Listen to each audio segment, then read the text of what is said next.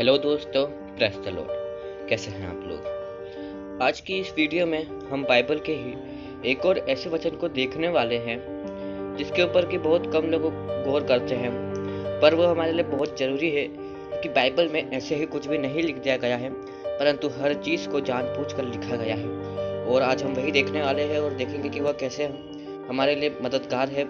और हम देखेंगे यीशु की परीक्षा जो कि बताई गई है मत्ती उसके 4 अध्याय में, और हम इसके भेद को जानेंगे कि उसके अंदर कितना भेद छुपा है और उसके लिए हम कैसे उसे अपने जीवन में अपना सकते हैं। तो चलिए चलते हैं वीडियो की तरफ। तो मत्ती उसके 4:1 में लिखा है कि तब आत्मा यीशु को जंगल में ले गया ताकि इब्लिस से उसकी परीक्षा हो। यहाँ पर अगर हम देखें तो यहाँ पर लिखा है कि आत्मा यीशु को जंगल में ले गया। यीशु मसीह खुद जंगल में नहीं गए बल्कि आत्मा उन्हें ले गया। मतलब कि यीशु मसीह ने आत्मा की सुनी, ना कि खुद की। और ये बहुत बड़ा कारण है कि प्रभु यीशु मसीह कभी भी किसी भी शारीरिक लालसा में नहीं फंसे, क्योंकि वे हमेशा आत्मा के चलाए चले। क्योंकि वचन में लिखा है कि जो आत्मा के चलाए चलते हैं वे शरीर की लालसा किसी रीति से पूरी नहीं करेंगे। और आप भी अगर पाप से बचना चाहते हैं, शारीरिक लालसाओं से बचना चाहते हैं, तो आत्मा के चलाए चलिए। और देखिए, यीशु की परीक्षा जंगल में हुई, कोई आरामदायक जगह पर नहीं हुई। और उसमें आगे लिखा है कि वह 40 दिन और 40 रात निराहार रहा। तब उसे भूख लगी। तब परखने वाले ने पास आकर उससे कहा, यदि तू परमेश्वर का पुत्र है तो कह दे कि ये पत्थर रोटियां बन जाए। देखिए, अगर देखा जाए तो शैतान पहले ही दिन नहीं आया बल्कि वह 40वें दिन आया। यहाँ पे अगर हम एक चीज देखते हैं कि शैतान मौका देख कर आता है, वो ऐसे ही कभी भी नहीं आ जाता है। क्योंकि देखिए, अगर शैतान अगर पहले दिन आता तो वो नहीं भरमा पाता, उसको भरमाने में बहुत ज़्यादा मुश्किल होती। परंतु जब प्रभु 40 दिन और 40 रात तक भूखे रहे, अगर मान लीजिए आप 40 दिन और 40 रात तक भूखे रहे और आपको आकर कोई उकसाए कि तो सच में परमेश्वर का जन है क्या, तो ऐसा करके बता दे, तो आप उसको उकसाने में आ जाओगे और कुछ ना कुछ गलती कर ही दोगे। परंतु प्रभु ने ऐसा नहीं किया। भले शैतान 40वें दिन आया, आखिरी में आया, परंतु प्रभु पाप में नहीं फंसे, क्योंकि वो आत्मा के चलाए चल रहे थे। और देखिए, प्रभु ने उसे क्या उत्तर दिया। यीशु ने उत्तर दिया, लिखा है, मनुष्य केवल रोटी ही से नहीं परंतु हर एक वचन से जो परमेश्वर के मुख से निकलता है जीवित रहेगा। देखिए, यहाँ पर प्रभु ने कितनी जरूरी बात बताई है वचनों को लेकर, और कितनी ज्यादा जरूरी बातें परमेश्वर ने हमारे सामने यहाँ पर रखी है।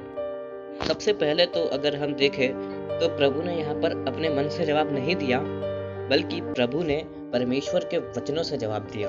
अगर शैतान आपको भरमाए तो आप उसको वचनों से जवाब दीजिए, ना कि अपने मन से, क्योंकि वचन हमारी तलवार है। अगर आपने इफिसियों 6 के आखिरी में पढ़ा होगा तो वहाँ पर लिखा है, आत्मा की तलवार जो वचन है उसे ले लो।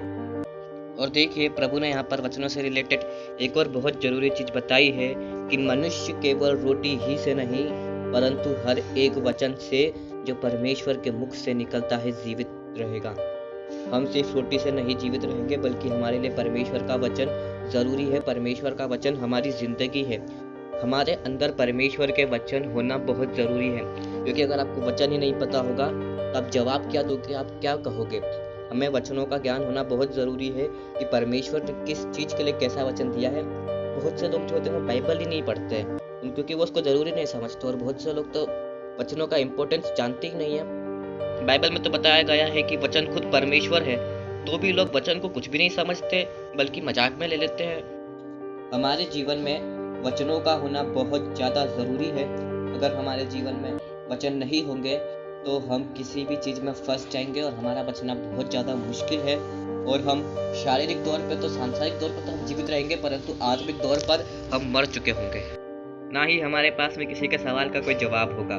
इसलिए वचन पढ़िए ताकि आप सबको जवाब दे सके, आप शैतान को जवाब दे सके और उसकी परीक्षाओं में न पड़े और उससे बच सके।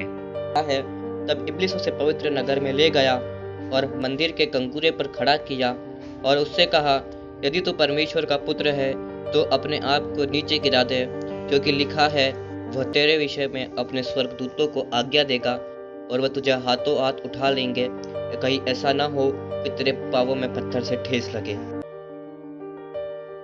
और यहाँ पर अगर हम देखें तो शैतान पहले जब आया तो उसने उकसाया कि क्या तो सच में ऐसा कर सकता है कि सच में परमेश्वर का जन है।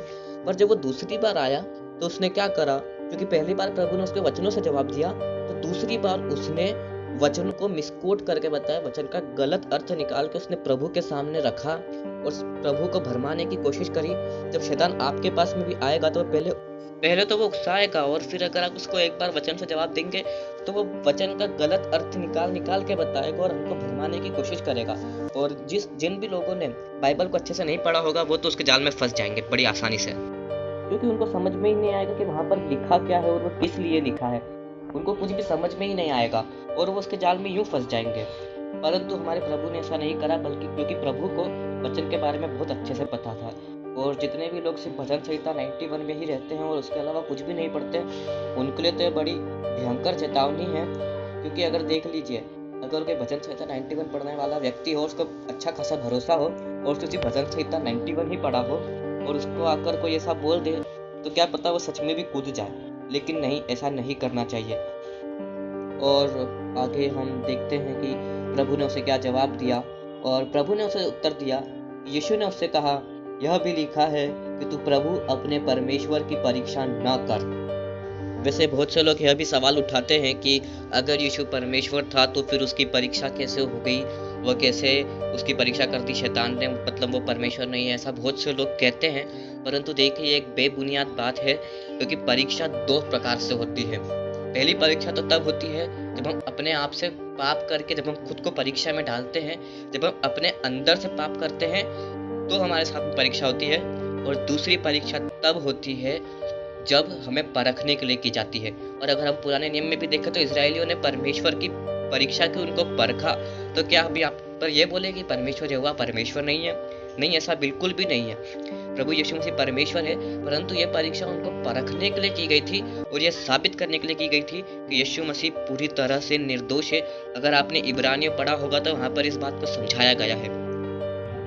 परंतु देखिए, प्रभु ने उसे क्या उत्तर दिया, तू प्रभु अपने परमेश्वर की परीक्षा न कर। यहाँ पर प्रभु ने हमको एक बहुत ही सीधी और सिंपल बात बता दी कि तू कभी भी अपने परमेश्वर की परीक्षा मत करना। लेकिन बहुत से मसीही ऐसे हैं जो कि परमेश्वर की परीक्षा करते और प्रभु के सुनते भी नहीं है, आलतू फालतू की बातें बोलते और परमेश्वर की परीक्षा करने की कोशिश करते हैं। लेकिन ऐसा कभी मत करिए, क्योंकि ये एक महापाप है। और आगे फिर लिखा है, फिर इब्लिस उसे एक बहुत ऊंचे पहाड़ पर ले गया और सारे जगत का राज्य और उसका वैभव दिखाकर उससे कहा, यदि तू गिर कर मुझे प्रणाम करे तो मैं यह सब कुछ तुझे दे दूंगा। यीशु ने उससे उत्तर दिया, हे शैतान, दूर हो जा, क्योंकि लिखा है, तू प्रभु अपने परमेश्वर को प्रणाम कर और केवल उसी की उपासना कर। यहाँ पर अगर हम देखें तो पहले तो शैतान ने उकसाया, फिर उसके बाद में उसने वचनों का गलत अर्थ निकाला। और जब वह दोनों तरीके से प्रभु को नहीं भरमा पाया तो उसने प्रभु के सामने दो चीजें रखी। पहले तो उसने लालच रखा, उसने सोचा कि मैं लालच दूंगा और वो मेरी सुन लेगा, लेकिन ऐसा बिल्कुल भी नहीं हुआ। और देखिए, आपकी जानकारी के लिए मैं एक बात बताना चाहता हूँ कि नर्क के 7 राजकुमारों में से एक है जिसका नाम होता है मम्मोन, और उसका काम ही है लालच लाना लोगों के मन में। वो लोगों के मन में धन के प्रति लालच लाता है, फिर किसी भी चीज के प्रति लालच लाता है। या फिर जो एक और राजकुमार है जो कि बेल्फेगोर, उसको तो बहुत सारे काम है, जिसमें से एक लालच का भी काम है। इसलिए हमें लालच से बच के रहना चाहिए। और इसलिए परमेश्वर ने अपनी 10 आज्ञाओं में साफ लालच का मना किया, तू कभी लालच मत करना।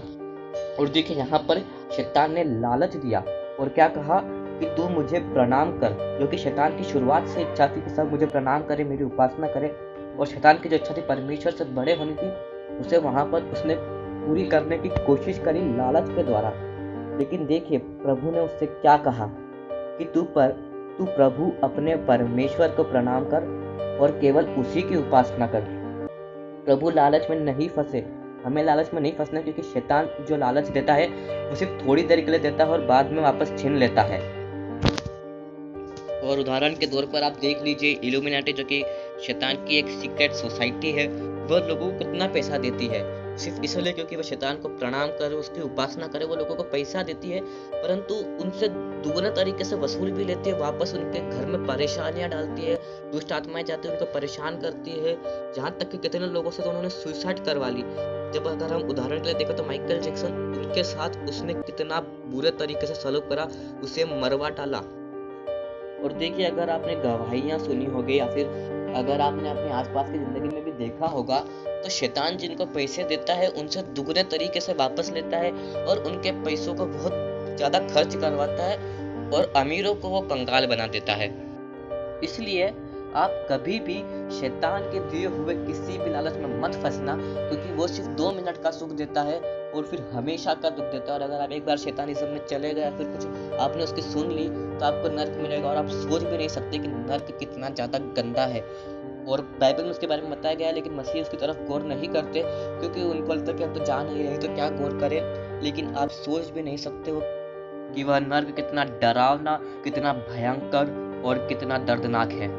प्रभु भी अपने चेलों को चेतावनी दिया करते थे कि अगर तेरा हाथ तुझे नर्क ले जाए तो वो हाथ काट दे, लेकिन तू नर्क में मत जाना। मतलब आप सोच लीजिए कि नर्क कितना दर्दनाक होगा। तो चलिए अब हम चलते हैं आगे के वचन की तरफ, जहाँ पर कि प्रभु ने कहा था कि तू प्रभु अपने परमेश्वर को प्रणाम कर और केवल उसी की उपासना कर।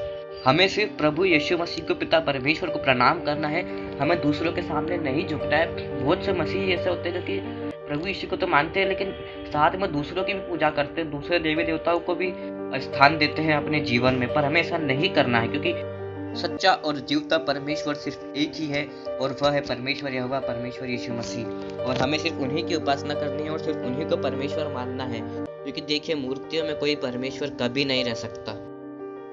अगर हमें प्रभु को मानना है तो सिर्फ प्रभु को ही मानना है और उनको ही अपने जीवन में स्थान देना है और उन्हें अपने जीवन में पहला स्थान देना है। हमें दूसरों के साथ साथ प्रभु में भी नहीं रहना है, क्योंकि कोई भी व्यक्ति 2 नावों पर एक साथ सवार नहीं हो सकता। और देखिए, वचन में क्या लिखा है कि तू या तो ठंडा हो जा या फिर गर्म हो जा, गुनगुना मत रहा। या तो आप दूसरे देवी देवताओं को मान लीजिए या फिर प्रभु यीशु मसीह को मान लीजिए, क्योंकि प्रभु को ऐसे लोग बिल्कुल पसंद नहीं जो कि 2 नावों पर सवार हो। क्योंकि देखिए, अगर आप दोनों को मानेंगे और कभी आपके जीवन में कोई चमत्कार होगा तो आप समझ ही नहीं पाओगे कि चमत्कार किसने किया, प्रभु ने किया या किसने किया। वैसे तो वो मूर्ति कभी चमत्कार करने से रही, लेकिन फिर भी आप लोग कंफ्यूज हो जाओगे और क्या पता अनजाने में ही सही, लेकिन प्रभु की महिमा किसी और को दे दोगे, और यह बहुत ही बड़ी गलत बात है। उम्मीद है आप मेरी बात को समझ पाए होंगे और प्रभु आपको बहुत ज़्यादा आशीष दे। और मैं प्रभु का धन्यवाद करूंगा और मैं आपसे एक विनती करना चाहता हूं कि आप कभी भी कुछ भी ऐसा मत करना जिससे कि शैतान को आपकी परीक्षा करने का मौका मिले। और आप हमेशा प्रभु के वचनों में चलिए और हाँ, सब कुछ पढ़िए, सारे वचनों को पढ़िए और सारे चीज़ों को पढ़िए, क्योंकि अगर किसी ने आपको वचनों का गलत मतलब निकाल के बता दिया तो आप खुद कंफ्यूज हो जाओगे और समझ नहीं पाओगे। इसलिए देखिए, आपके वचन पढ़ने से मेरा कोई फायदा नहीं होगा, बल्कि उसमें आपका ही फायदा होगा। आप ही प्रभु में आगे बढ़ोगे और कोई भी आपको भरमा भी नहीं पाएगा। इसलिए आप वचनों को पढ़िए, उनको समझिए और उनको कब कैसे इस्तेमाल करना है वो जानिए और हमेशा परमेश्वर में बने रहिए और केवल परमेश्वर की उपासना कीजिए। प्रभु आपको बहुत ज़्यादा आशीष दे और आप मेरी इस बात को समझ पाए, और धन्यवाद हो प्रभु का। और ऐसे वीडियो देखने के लिए इस चैनल को सब्सक्राइब कीजिए और वीडियो को लाइक एंड शेयर ज़रूर कीजिएगा। अगर कुछ गलत बोल दिया हो तो उसके लिए माफ़ी चाहूँगा। और बाय बाय, जय मसीह की, गॉड ब्लेस यू। और आपका धन्यवाद फिर से कि आपने इतना समय दिया। Bye, God bless you.